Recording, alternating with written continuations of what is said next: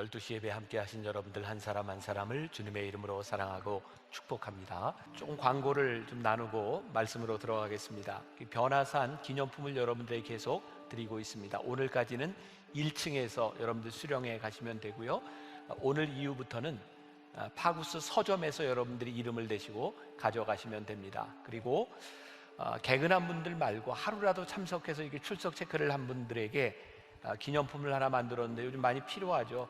이 마스크 홀더, 여기에 마찬가지로 이 빌리브라고 하는 로고를 새겨서 여러분들에게 드리니까 변화산에 참석하셨던 분들, 출석 체크를 하셨던 분들은 또 여러분들 이름을 대시고 이걸 받아가시면 됩니다. 그런데 출석도 안 하고 계속 달라고 이러는 분들은 없도록 출석하신 분들 찾아가시면 됩니다.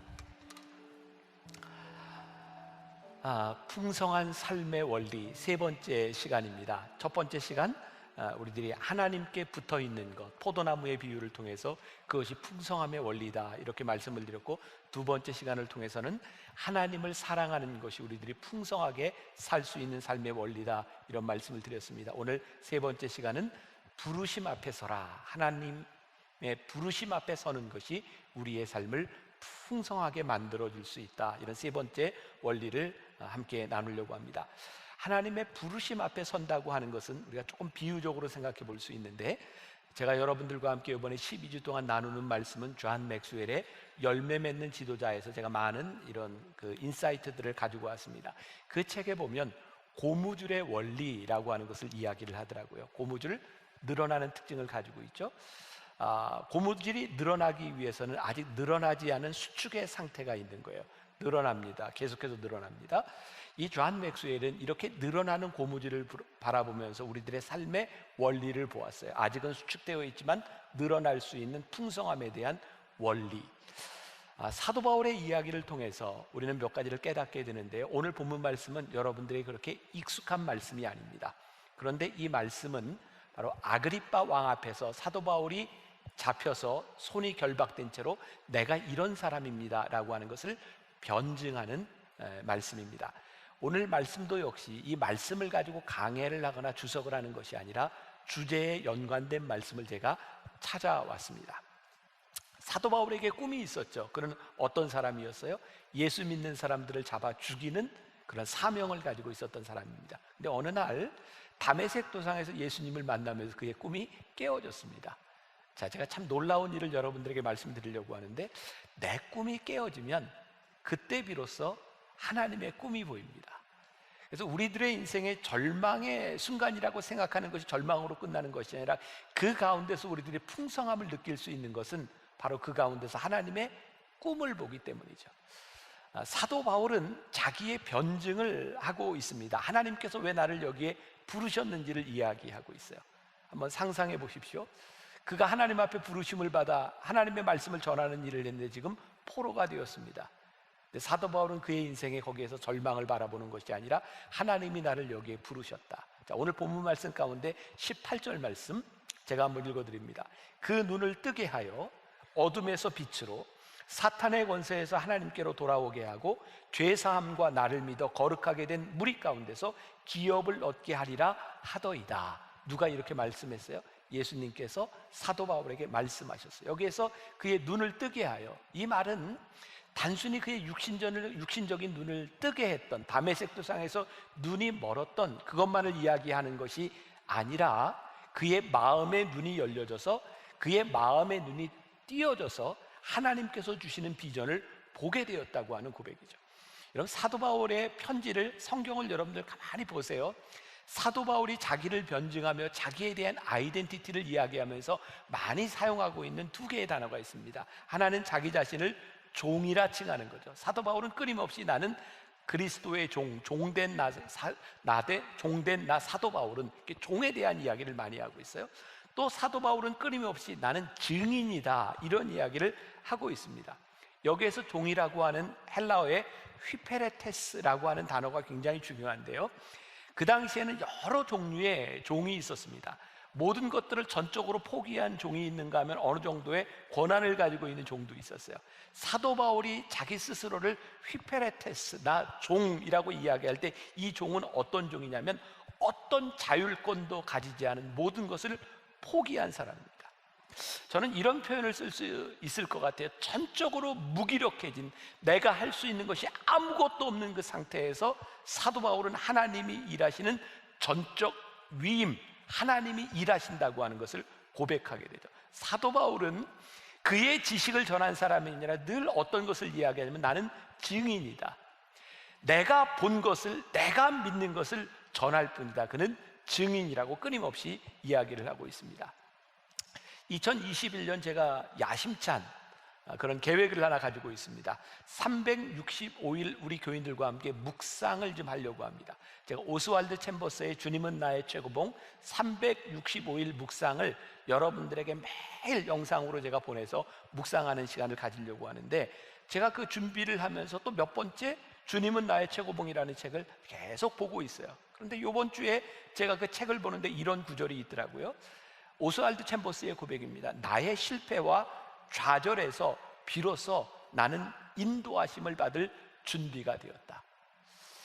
이것도 좀 감동하라고 한 말이 전혀 지금 제가 전달을 잘못했는지, 오스왈드 챔버스가 그가 사역을 하면서 좌절과 실패를 맛보게 되었을 때 그는 하나님께서 인도하시는 인도하심을 받을 준비가 됐다라고 말을 합니다. 그러니까 우리들이 하나님 앞에서 전적 무기력한 상태, 어쩌면 우리들의 인생의 실패와 좌절을 경험하게 될 때 하나님이 우리를 붙드셔서 우리를 일하게 하심을 우리들이 경험하게 되는 거죠. 사도 바울의 모습을 가만히 상상해 보세요. 지금 아그리빠 왕 앞에서 사도 바울이 결박이 된 채로 지금 아그리빠 왕에게서 자기 변증을 하고 있는 거거든요. 그런데 이 사도 바울의 모습이 굉장히 당당합니다. 자, 사도행전 26장 2절, 우리가 오늘 읽지 않은 말씀인데, 자, 이런 말씀이 있어요. 아그리빠 왕이여, 유대인이 고발하는 모든 일을 오늘 당신 앞에서 변명하게 된 것을 다행히 여기나이다. 자, 아그리빠 왕 앞에 결박된 채로 끌려온 것이 사도 바울의 실패? 사도 바울이 재수가 없는 거예요? 아니, 그렇게 얘기하지 않습니다. 이게 너무나 당연한데, 하나님께서 나로 하여금 결박하게 하셔서 당신 앞에 서 있게 하신 것이 하나님께서 나에게 이 말씀을 전하도록 나를 불러주셨습니다. 사도 바울은 당당하게 그 자리에 서 있어요. 우리가 계속해서 나누는 이 풍성함의 원리, 성공의 원리를 보면 세상에서 생각하는 것과는 조금 다른 것 같아요. 우리는 뭔가 성공했다고 하는 것, 내가 지위를 얻었다고 하는 것, 내가 풍족함을 얻었다고 하는 것, 이것을 풍성함이라고 여길 때, 사도 바울의 당당함은 그 모든 것들 다 잃었을 때 다가오는 당당함이 여기에 있는 거예요. 자, 사도 바울의 유명한 고백이죠. 빌립보서 3장 8절 말씀, 우리 같이 한 목소리로 봅니다. 자, 시작. 또한 모든 것을 해로 여김은 내 주 그리스도 예수를 아는 지식이 가장 고상하기 때문이라. 내가 그를 위하여 모든 것을 잃어버리고 배설물로 여김은 그리스도를 얻고. 자, 우리는 사도 바울에 대한 지식을 가지고 있어요. 그가 사명자로 쓰임받기 전에 어떤 것을 자랑했던 사람이었어요. 그는 바리새인 중에 바리새인, 정통 유대인이었어요. 그 당시 로마가 지배하고 있던 사회에서 나는 로마의 시민권을 얻은 사람이었다. 그리고 당시에 석학이었던 가말리엘의 문화에서 나오는 배운 사람이다. 그가 가지고 있었던 그 이전의 삶은 우리들의 성공이라고 말할 수 있는 그런 일이었어요. 근데 사도 바울은 뭐라고 얘기해요? 이 모든 것을 나는 배설물로 여겼다. 그게 나의 삶의 성공이라고 생각하지 않는다라고 말하고 있어요. 제가 20년 전 신학생들을 가르치는, 신대원생들을 가르칠 때 제가 상당히 인기 있었던 과목이 하나 있습니다. 그 과목이 뭐냐면 교회 성장학이었어요. 그런 과목이 있어요. 이제 학교를 졸업하고 목회를 할 사람들에게 큰 관심이 뭐냐면 어떻게 하면 교회를 성장시킬까, 이런 관심이었어요. 제가 그 과목을 가르치면서 이런 이야기를 했던 기억이 납니다. 여러분, 성장과 성공이라고 하는 것에 대한 망상을 버리십시오. 우리들이 목회를 하면서 교회의 성장을 꿈꾸고 이것을 성공이라고 생각한다면 여러분들 중에 얼마나 성공한 사람이겠습니까? 저희 교회도 대형 교회 중에 하나예요. 이런 대형 교회가 우리나라에 몇 개나 있겠습니까? 교회 성장학이라고 하는 것은 우리들이 성장을 성공으로 꿈꾸는 것이 아니라 우리들이 어떻게 하나님 앞에 끝까지 부르심을 입은 자로 살아가는가, 그것이 우리들에게 목적이지 성장이 목적이 되어서는 안 되는 것이죠. 그렇다면 성장하지 못한 사람들은 다 실패하고 풍성함을 누릴 수 없는 것일까요? 이 말을 여러분들의 평신도인 여러분들의 삶에 적용해 보겠습니다. 여러분들은 하나님을 믿으면서 여러분들의 인생에 꿈을 꾸는 것들이 있습니다. 성공이죠. 어떤 성공? 내가 돈도 좀 벌었으면 좋겠고, 내가 어느 정도 지위에도 올라갔으면 좋겠고, 어느 정도의 권력을 가졌으면 해도 좋겠고. 그런데 우리가 이런 꿈을 꾸고 신앙생활을 하는데, 신앙생활을 하는 모든 사람들이 이런 꿈을 이루는 사람들인가요? 우리가 하나님을 믿으면서 세상적인 부귀와 영화와 건강 이런 것들을 잃어버렸다면 우리는 실패한 사람들일까요? 성경은 오늘 우리들에게 풍성함을 그렇게 이야기하지 않습니다. 저는 하나님께서 저를 인도하시는 굉장히 중요한 이 말씀을 준비하는 저에게 주신 이게 특권이라고 생각하는데, 이번 주간에 저는 작은 목회자 그룹에서 세미나를 인도할 기회가 있었어요. 어떤 목사님이 저에게 이런 질문을 했습니다. 목사님이 목회를 한 지 이제 30년이 넘어가는데, 혹시 목사님은 이렇게 30년을 목회를 하고 있는 이 시점에서 혹시 서운한 것, 혹시 바라고 싶은 것, 혹시 나는 이런 특권을 누려야 되는데 누리지 못하는 것 때문에 마음 아픈 것이 없습니까? 이런 질문을 하셨어요. 제가 그 질문을 듣고 곰곰이 생각해 보았어요. 나에게는 무엇이 서운한 일일까? 그리고 제가 여러분들 앞에서 이런 고백을 할 수 있게 된 것이 저는 축복이라고 생각하는데, 30여 년을 목회를 하고 지금 있는 시점에서 저는 이만큼 목회를 했기 때문에 보상을 받아야 된다고 생각하지 않는 저 자신을 봐요.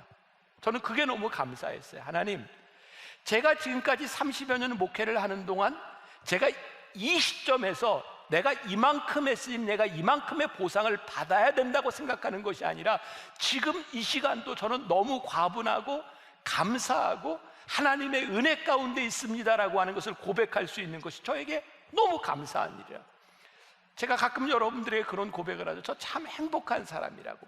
지금 제가 이 풍성함을 누릴 수 있는 것은 제게 찾아오는 어떤 보상에 대한 것이 아니라, 오늘 하나님의 부르심 앞에 아직까지도 서 있을 수 있는 것이 저에게 큰 축복이라고 생각합니다. 우리들의 삶의 성공의 기준이라고 하는 것은 내가 이만큼 열심히 살았으니 내가 이만큼의 보상을 받아야 되는 것이 아니라, 여러분들이 지금까지 신앙생활을 하는 동안 하나님 앞에 이만큼 충성했고 내가 이렇게 신앙생활을 열심히 했으니 하나님 이만큼은 나에게 보상해 주셔야 되는 것이지 않습니까? 라고 하는 것이 아니라, 지금도 내가 하나님의 부르심 앞에 서 있을 수 있는 것이 감사하고, 그것이 나의 풍성함이 될 수 있는 것이 얼마나 귀한 믿음의 고백인가. 우리 교회 교인 중에 그 아버지 되는 분이 울산에서 이렇게 병원을 하는 의사인데 책을 하나 써서 저에게 보내주셨어요. 그 책 제목이 자칫하면 대충 살 뻔했다, 이런 제목입니다. 이 책에 이런 이야기를 하고 있어요. 제가 조금 읽어드릴게요. 사람들은 모욕을 당하면 세 가지로 반응을 합니다. 첫째는 모욕으로 갚는 사람이 있습니다. 그 사람들은 보통 사람입니다. 두 번째, 모욕을 의욕으로 바꾸는 사람이 있습니다. 그런 사람을 뛰어난 사람이라고 부릅니다. 세 번째, 모욕을 사랑으로 되돌려주는 사람이 있습니다. 이런 사람을 우리는 지도자라고 부릅니다. 우선 모욕을 잘 받으십시오. 모욕을 모욕으로 되갚지 말고 모욕을 의욕으로 바꾸십시오. 이런 과정이 당신을 성숙으로 이끌어줍니다. 최종적으로 어떤 모욕이든 사랑으로 감쌀 수 있기를 바랍니다. 이런 상상을 해보세요. 사도 바울이 지금 아그리빠 왕 앞에서 두 손을 결박된 채로 사람들의 거짓된 고소로 인하여 얼마나 수치스러운 자리에 서 있어요. 근데 사도 바울은 이것을 모욕이라고 생각하지 않고 이 시간을 통하여 하나님께서 나에게 어떤 사명으로 인도해 주시는지를 바라보고 있어요. 하나님은요, 우리들의 인생에 완벽한 준비나 완벽하게 만들어진 우리를 쓰시는 것이 아니라, 하나님은 필요한 사람을 언제든지 쓰실 수 있는 분이시다. 사도 바울은 그 자리에서 하나님께 쓰임받고 있음을 고백하고 있죠. 제가 소제목을 하나 잡았어요. 우리 인생은 늘 늘어나지 않는 고무줄일 뿐이다. 자, 여기에서 늘이라고 하는 말에 여러분들이 좀 주목했으면 좋겠어요. 늘. 뭐에 주목하라고요? 늘. 자, 제가 좀 설명을 할게요. 성경에 있는 많은 인물들 가운데 끝까지 믿음을 지키며 산 사람들이 참 드뭅니다. 우리가 잘 알고 있는 다윗도 믿음으로 골리앗과 싸워 이긴 사람이었는데 어느 날 한 여인 밧세바의 유혹, 아니 밧세바로 인하여 한순간에 무너져 버립니다. 우리가 잘 알고 있는 삼손이라는 사람이 있어요. 그가 나시린으로 믿음의 정체성을 가지고 하나님의 부르심 앞에 설 때 그는 굉장히 놀라운 능력을 발휘했던 사람입니다. 그 역시 한 여인 밧세바에 의해서 속절없이 무너져 내립니다. 노아라고 하는 인물도 한번 생각해 봅시다. 성경은 노아에 대해서 뭐라고 얘기하냐면 당대의 완전한 자, 의인이라고 이야기를 하고 있어요. 그가요, 죄악이 관영한 세상 속에서 방주를 짓습니다. 얼마나 위대한 사람입니까? 그런데 그 위기를 지나고 나서 노아는 어느 날 술에 취해서 자기의 하체를 드러내놓고 자식들에게 수치를 당하는 사람이 됩니다. 자, 제가 늘이라고 하는 말을 주목해 보자고 했어요. 그렇게 위대한 인물들의 삶에서 어느 날 속절없이 무너져 내리는 일들이 생깁니다. 늘 하나님의 사명 앞에 서지 못하고 정체성이 무너져 내리는 순간 그의 삶이 한순간에 무너져 내리는 거예요. 우리들의 삶의 풍성함은 어떤 일일까? 자, 고무줄을 제가 이야기했습니다. 고무줄이 요만큼 늘어났어요. 여기에서 끝나면 고무줄은 늘 다시 돌아갈 수 있는 길밖에 남지 않았어요. 고무줄은요, 또 늘어나고 또 늘어나고 또 늘어날 수 있는 가능성을 가지고 있는 거죠.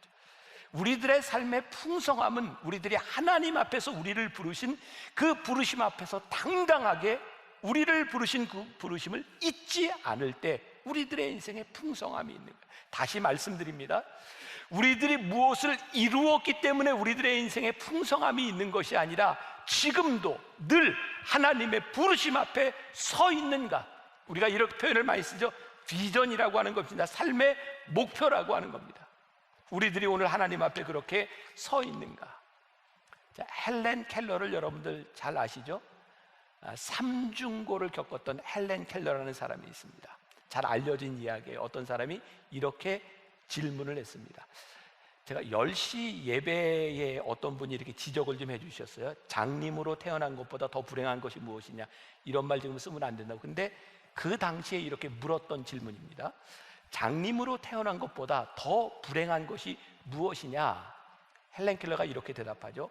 시력은 있으되 비전이 없는 것입니다. 지난해가 2019년 3.1절 3.1운동 100주년을 맞이한 해였습니다. 유관순에 대한 많은 다시 재조명들이 있었고요. 저희가 학교 다닐 때는 그런 표현을 참 많이 써요. 유관순 누나, 유관순은 영원한 누나죠.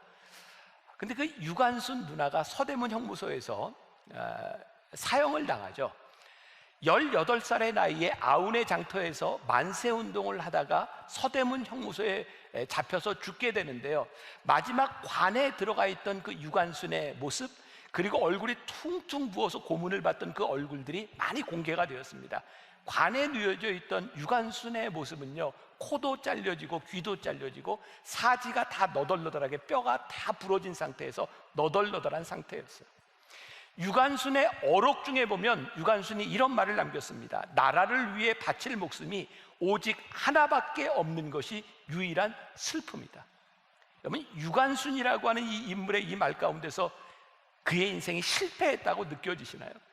저는 요즘 우리들이 잃어버린 야성, 우리들이 잃어버린 사명들이 참 많다고 생각해요. 오늘날 우리들이 그렇게 무기력해지는 것은 우리들이 살아야 될 이유와 죽어야 될 이유들을 잃어버리고 사는 거죠. 유관순이라고 하는 사람이 내 생명 하나밖에 없는 것, 나라를 위해 죽을 수밖에 없는 생명이 하나밖에 없는 것, 그것이 안타깝다고 코와 귀가 다 잘려나간 상태에서 죽어 있는 그 모습을 바라보며 누가 실패라고 말할 수 있겠어요? 적어도 우리는 풍성하게 인생을 산 사람이라고 말하지 않겠습니까? 꿈이 있는 사람은요, 인생에 깨어지는 순간들 가운데 그것을 절망이라고 생각하지 않습니다. 놀라운 일은 우리들의 꿈이 깨어질 때 하나님의 꿈이 우리들 속에서 일어나는 것이 우리들에게 축복인 거죠. 찰스 스탠리 목사님이 쓴 깨어짐의 은혜라고 하는 책이 있는데요, 거기에 깨어짐으로 인하여 우리들이 누릴 수 있는 유익에 대한 몇 가지 이야기가 있습니다. 참 좋은 내용이라 좀 소개를 하려고 그래요. 첫 번째, 깨어짐으로 인해 우리가 얻는 첫 번째 유익은 하나님을 더 잘 이해한다는 것입니다. 자, 여기에 연관된 말씀을 하나 보죠. 이사야 55장 8절과 9절입니다. 자, 같이 한번 봅니다. 이사야 55장 8절과 9절 시작. 이는 내 생각이 너희의 생각과 다르며 내 길은 너희의 길과 다름이니라. 여호와의 말씀이니라. 이는 하늘이 땅보다 높음같이 내 길은 너희의 길보다 높으며 내 생각은 너희의 생각보다 높음이니라. 제가 좀 여러분들에게 도전적인 질문을 해볼게요. 여러분들의 인생에 여러분들은 얼마나 많이, 얼마나 자주 하나님의 생각을 물으십니까?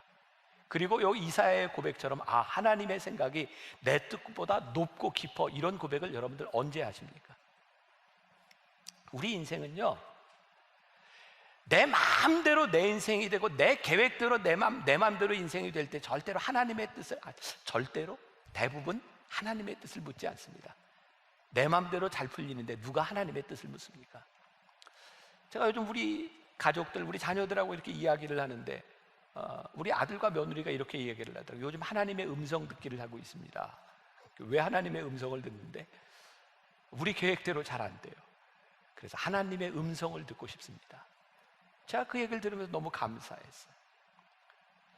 내 계획대로 되는 인생이 복이 아니라 때때로 하나님 앞에 깨어짐을 경험하기 시작할 때, 그때 하나님의 음성을 듣기를 원하고 하나님의 뜻이 무엇인지를 발견하기 시작할 때 우리의 인생의 부딪힘 가운데서, 우리는 깨어짐 가운데서 오히려 풍성함을 누리게 되죠. 지난주 우리 김종림 목사님 설교하면서 C.S. 루이스에 대한 이야기를 했죠. 즐거움 가운데서 하나님은 우리들에게 속삭이시고 고통 가운데서 하나님은 우리들에게 부르짖으신다. 이것이 우리들에게 주시는 은혜구나. 두 번째, 깨어짐으로 인해 우리는 우리의 자신을 더 잘 이해하게 된다는 거예요. 여러분, 우리 인생에 깨어질 때 하나님만을 이해하게 되는 것이 아니라 우리 자신을 바라보게 되죠. 여러분들은 어떤 고백을 하세요? 내가 깨어질 때 내가 참 교만했구나, 내가 죄인이구나, 내가 하나님 앞에 불순종했구나. 놀라운 일은요, 깨어짐 가운데서 우리의 자신을 바라보게 된다는 거예요. 세 번째, 깨어짐을 통해 우리들이 얻는 유익이 또 하나 있는데, 그 깨어짐 가운데서 우리는 다른 사람들을 더 긍휼히 여기게 된다는 거예요. 우리의 깨어짐, 하나님 앞에 서 있는 내 모습을 보니까 정말 하나님이 나를 많이 참아주셨고 나를 용서하시고 이런 나를 하나님 받아주셨구나 생각을 하니, 나 같은 인간도 받아주신 하나님으로 인하여 다른 사람들에 대한 이해가 또 깊어지는 거예요. 깨어짐으로 인해 우리들이 누릴 수 있는 것, 하나님의 임재를 경험하는 거예요. 여러분들 어떠세요?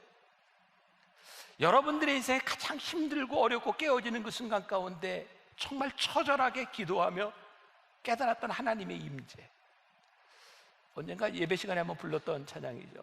하나님 한 번도 나를 실망시킨 적 없으시고 언제나 공평과 은혜로 나를 지키셨네. 하나님 한 번도 나를 실망시킨 적 없으시고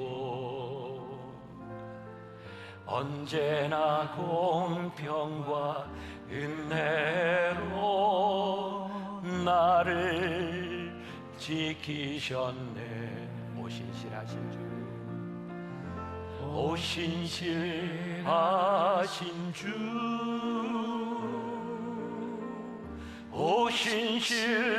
오신실하신 주, 내 너를 떠나지도 않으리라, 내 너를 버리지도 않으리라, 약속하셨던 주님, 그 약속을 지키사 이후로도 영원토록 나를 지키시리라 확신하네, 나를 지키시리라 확신하네, 나를 지키시리라 확신하네. 언제 이 확신이 찾아와요? 나를 지키시리라. 언제 이 확신이 찾아와요? 좌절하고 실패했는데 하나님의 임재가 나와 함께 함을 믿으며 나를 실망시키지 않으시는 하나님을 고백하며, 참 놀라운 일은요, 깨어짐의 은혜가 우리 가운데 있는 거예요. 이사야 6장에 보면 그 유명한 이사야를 부르시는 소명의 이야기가 나와요. 하나님께서 이사야를 처음 부르셨을 때 이사야가 어떻게 이야기하죠? 화로다 나로 망하게 되었도다. 하나님 앞에 서니까 너무 부족한 내 죄의 모습들이 보이는 거예요. 그런데요, 이사야 6장 8절에 가서 보면 하나님께서 내가 누구를 보낼 거 그랬더니 이사야가 뭐라고 얘기해요? 주님, 내가 여기 있사오니 나를 보내소서라고 고백하지 않아요. 참 놀라운 일은요, 하나님 앞에 우리들이 깨어지고 우리들이 죄성을 바라보고 우리들의 교만도 보고 우리들의 불순종을 보게 되는데, 그것으로 끝나는 것이 아니라 그 가운데서 하나님 나를 보내소서. 어떤 고백이에요? 하나님, 제가 이런 상태임에도 불구하고 제가 쓸만한 사람이군요. 하나님, 저를 써주세요. 하나님 앞에 서서 자기의 가능성을 바라보는 것, 고무줄의 원리라고 이야기를 했어요. 지금 내가 꿈을 가지고 하나님 바라본다고 하는 것은 지금 멈추어 서서 나에게 임하신 하나님의 가능성이 보이는 거예요. 하나님의 부르심 앞에 서기 시작할 때 우리들의 가능성이 보여지고, 그래서 우리들이 당당하게, 우리들이 풍성하게 살아갈 수 있어요. 하나님 앞에 우리들이 꿈을 가지고 하나님 앞에 부르심 앞에 서면 저는 필연적으로 우리들의 삶에 정당한 값의 지불이 필요하다고 생각합니다. 제가 청년 사역을 하면서 참 많이 했던 이야기입니다. 청년들에게, 얘들아, 너희들이 하나님 앞에 서서 지금 정당한 값의 지불, 너희들이 지금 해야 될 일을 하면 하나님 앞에서 너희들에게 즐거움과 평안함과 너희들에게 풍성함을 주시지만, 지금 우리의 즐거움을 위하여 이 모든 것들을 포기하면 우리들에게 풍성함이 없는 거예요. 오늘 여러분들에게 도전하고 싶은 거예요. 우리들이 하나님 앞에 서서 우리들이 선택해야 될 것이 있고 우리들이 포기해야 될 것이 있지 않나요? 제가 설교 시간에 언젠가 그런 이야기 했죠. 남자와 여자가 결혼할 때 다른 것, 모든 여자들은 결혼할 때 다른 모든 남자들을 포기하고 결혼하는 거예요. 남자들은 딱 한 여자만 선택해서 결혼하는 거라고. 그래서 만나서 결혼하는 거예요. 별로 공감을 안 하시네요. 여자들이요, 다른 남자 다 포기하지 않으셨어요? 남자들 한 여자 선택하지 않았어요? 그런데 가만히 보면 이게 똑같은 말이에요. 선택과 포기는 동일한 말이에요. 우리들의 삶의 가장 큰 축복, 하나님의 은혜는 무엇일까? 하나님 앞에 선택해야 될 것과 포기해야 될 것이 분명할 때, 그때 우리들에게 누리는 풍성함이 있어요. 어제 제가 초등학교 6학년 1반 동창회가 분당에서 있었어요. 제가 저녁 예배를 마치고 저녁 식사를 하는데, 이렇게 이야기를 하다, 초등학교 때 있었던 아이들과 이야기를 하다 보니까 참 그 중에 기억력이 특별히 좋은 친구들이 있더라고요. 세상에 저와 초등학교, 중학교까지 같이 다녔는데 저의 모든 과거를 다 기억하고 있는 거예요. 그런데 제 친구 중에 신앙생활을 하는 친구도 있고 뭐 그렇지 않은 친구도 있고 한데, 그 친구가 저의 과거를 막 이야기를 하고 하나하나 털어놓는데 옆에 있는 제 친구가 너무 불안해하는 거예요. 그만하라고, 됐다고, 그만 거기서 끝내라고, 그렇게 이야기를 해요. 근데 저는 그 얘기를 하는데 별로 이렇게 문제가 없었어요. 이미 제가 다 털어놓은 이야기들이니까. 그 옛날 이야기로 잠깐 돌아가서, 제가 뭐 부끄럽다, 뭐 그렇게 부끄럽다라기보다는 뭐 제가 살아왔던 일이니까, 저는 고등학교 3학년 때 이렇게 여름방학을 지나갈 무렵에 당구를 배웠어요. 저희 형이 참 대단한 사람이죠. 고3인 동생을 데려다 당구를 가르쳤으니까 제가 당구를 배웠는데, 문제는 그 당시에는 당구를 치면 지금처럼 이게 스포츠로 인식이 됐던 때가 아니라 당구장에 있다 걸리면 정학을 맞던 그런 때입니다. 근데 저희 형이 당구를 가르쳤는데 사람들이 보는 데서 들키면 안 되는 거예요.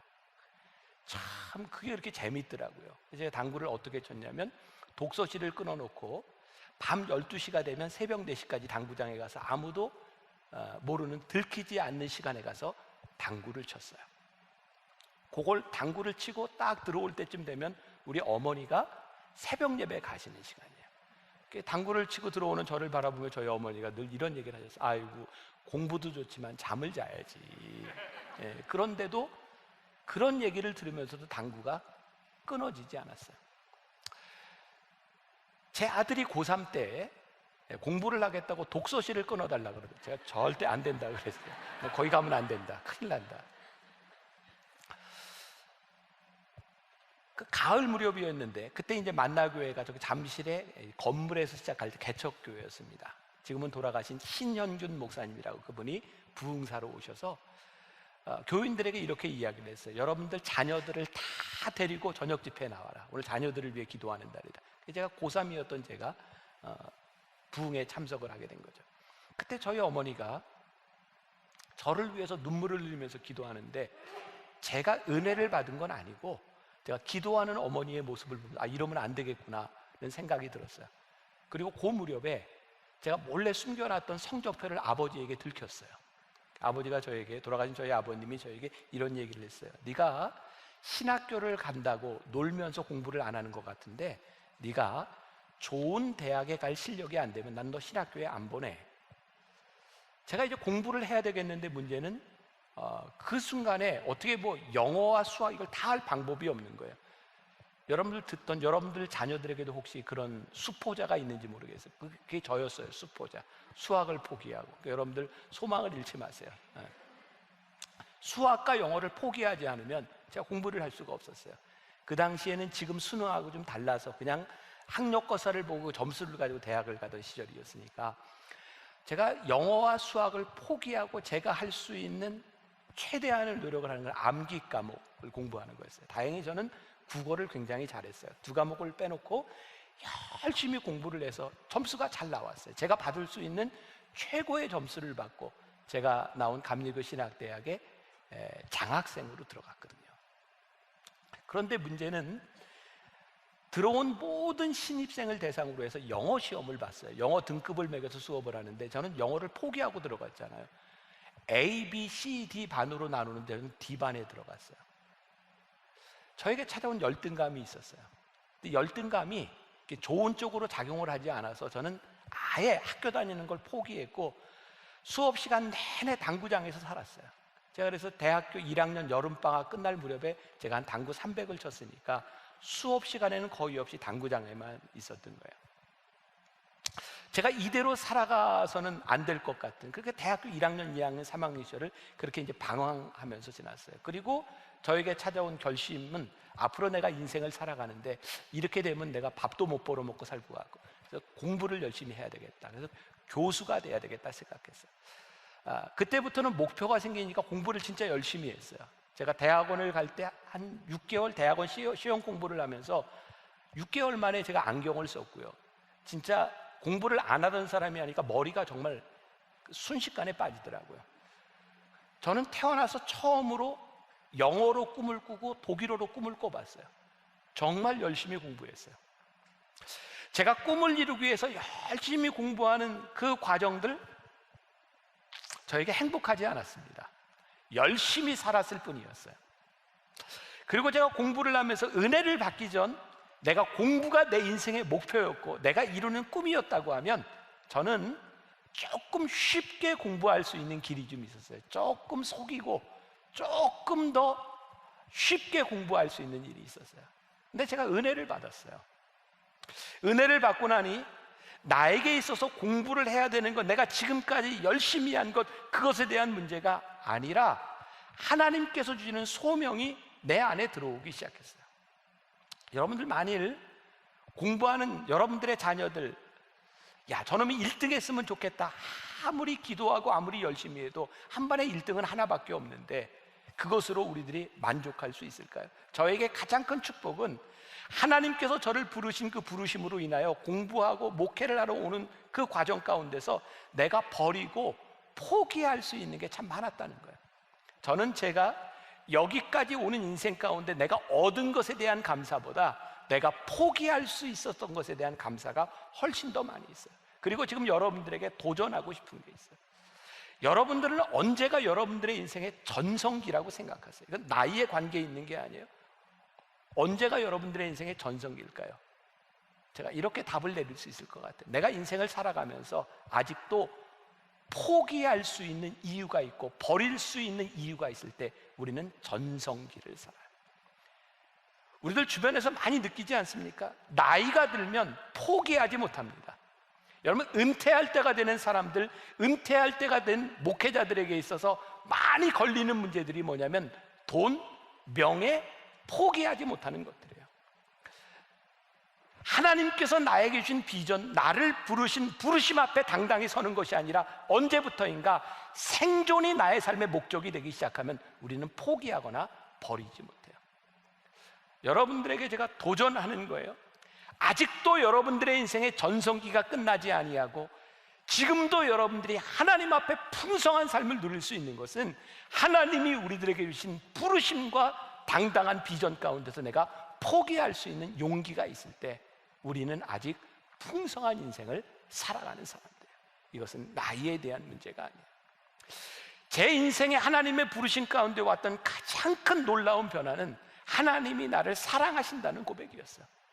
저는 그때까지 열심히 살았지만 하나님이 나를 사랑하신다는 생각을 한 번도 해보지 않은 사람이었거든요. 제가 좋아하는 말씀이 있어요. 로마서 8장 31절, 만일 하나님이 우리를 위하시면 누가 우리를 대적하리요. 로마서 8장 35절, 누가 우리를 그리스도의 사랑에서 끊으리요. 환난이나 곤고나 박해나 기근이나 적신이나 위험이나 칼이라. 우리를 사랑하시는, 우리를 위하시는 하나님으로 인하여, 누구도 끊을 수 없는 하나님의 사랑으로 인하여 우리들이 포기할 수도 있는 것, 내 힘으로 하는 것이 아니라 하나님이 나를 부르셨다고 하는 그 부르심 앞에 설 수 있는 것처럼 우리를 풍성하게 만드는 것은 없어요. 벌써 오래전이에요. 기억하시는 분이 있는지 모르겠지만 우리 교회에 소망부가 있어요. 몸이 불편한 아이들 예배드리는 소망부가 있어요. 언젠가 교회에서 부서 발표를 할 때였는데 소망부 아이들이 올라왔어요. 근데 제가 깜짝 놀랐어요. 저는 뭘 발표하는지 몰랐으니까. 아이들이 다 악기를 하나씩 가지고 올라왔어요. 제 상식으로 그 아이들이 악기를 연주할 수 있는 아이들이 아니에요. 합주가 나올 수 있는 상황이 아니에요. 불이 꺼지고 아이들이 연주를 하기 시작했어요. 놀라운 일은 그 아이들 하나하나를 선생님이 붙들고 아이들 손을 붙잡고 연주하는 거였어요. 그때 저에게 큰 감동이 왔어요. 하나님, 그렇습니다.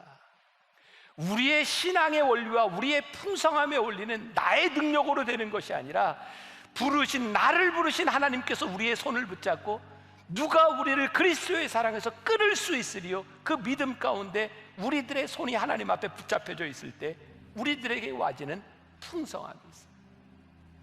저는요, 여러분들도 마찬가지, 우리들이 무엇을 이루었기 때문에 우리들의 인생이 풍성해지는 것이 아니라 지금 내가 하나님 앞에 부르심 앞에 당당히 서서 내가 포기할 수 있는 것이 있고 선택할 수 있는 것이 있고 누가 우리를 그리스도의 사랑에서 끊을 수 있으리요. 믿음으로 고백하는 인생만큼 풍성한 인생은 없다고 생각해요. 오늘 여러분들에게 그 풍성함이 있기를 간절히 소원합니다. 스스로 나이가 들었다고 생각하는 분들이 있다면 여러분들을 부르셨던 그 부르심 앞에 다시 서십시오. 그 부르심이 여러분들을 풍성하게 만들어줄 줄 믿습니다. 좋은 찬양이 있어요. 같이 하나 불렀으면 좋겠습니다. 주의 손에 나의 손을 포개고, 우리 말씀을 생각하면서 같이 부르면 좋겠습니다.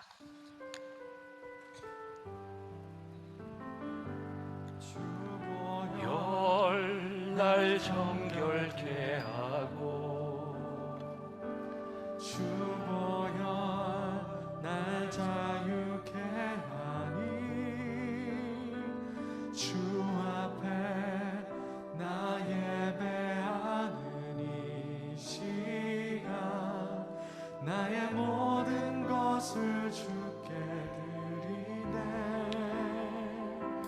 주의 손 날 위에 지키셨고 주의 발 날 위에 박히셨으니 이제는 내 사는 것이 아니요 오직 주를 위해 사는 것이라.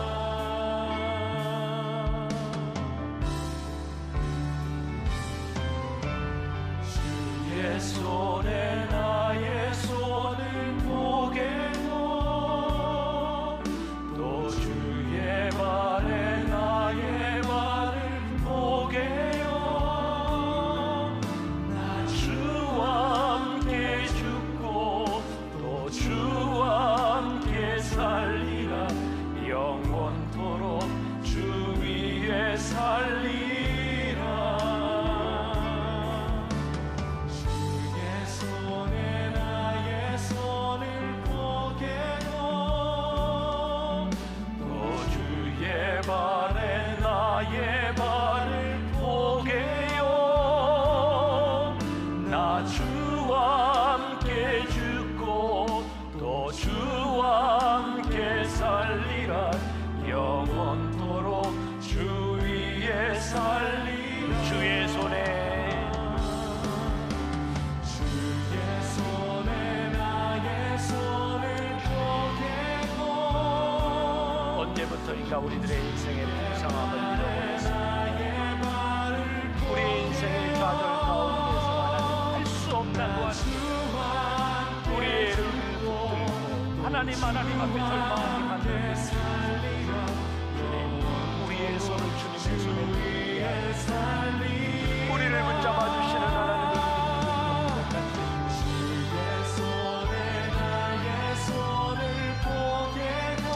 아버지 하나님, 우리의 부르심 앞에 우리가 당당하게 설수 있는 이 세상의 어떤 불의함 가운데서도 우리를 부르신 그 부르심으로 인하여 당당하게 설 수 있기를 간절히 소원합니다. 주와 함께 사는 것, 누가 우리를 그리스도의 사랑에서 끊을 수 있습니까? 하나님이 우리를 위하시면 누가 우리를 대적하리요? 주님 깨어진 우리의 꿈 가운데 하나님의 꿈이 보이게 하여 주옵시고, 하나님 우리의 인생의 좌절 가운데 우리를 세우시는 하나님의 손이 보이기를 간절히 소원합니다. 주와 함께 죽고 주와 함께 살리라. 영원토록 주 위에 살리라. 주의 손에 나의 손을 보게도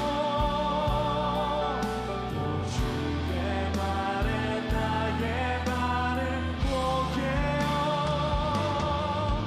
나 주와 함께 죽고 또 주와 함께 살리라. 영원토록 주 위에 살리라. 주 위에 살리라.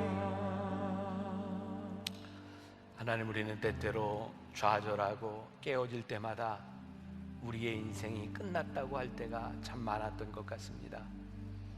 우리가 이루어 놓은 것이 없다고, 우리들이 얻은 것이 없다고, 내가 이렇게 살았는데 내 인생에 왜 보상이 없냐고 불평할 때가 참 많았습니다. 하나님, 우리가 이 말씀을 통해, 오늘 말씀을 통해 깨닫는 것이 있습니다.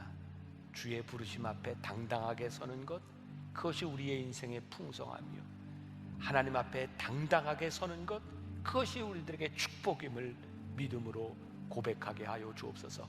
지금도 우리를 붙잡아 주시고, 지금도 우리를 인도하시고, 지금도 우리를 은혜 가운데 거하게 하시는 하나님을 바라보며 누가 우리를 그리스도의 사랑에서 끊을 수 있으리요?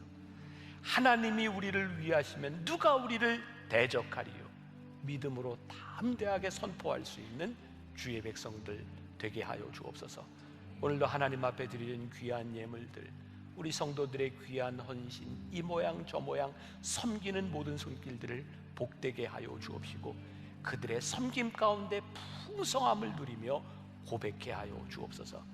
지금은 우리 주 예수 그리스도의 은혜와 하나님 아버지의 무한하신 사랑과 성령의 인도하심이 담대하게 이 세상으로 나아가 당당하게 하나님 나를 이렇게 부르셨습니다, 하나님이 나를 이렇게 쓰시고 계십니다, 선포하며 살아가기를 소원하는 당신의 사랑하는 모든 백성들 위해 지금부터 영원까지 함께 하시기를 간절히 축원하옵나이다. 아멘. 생명의 말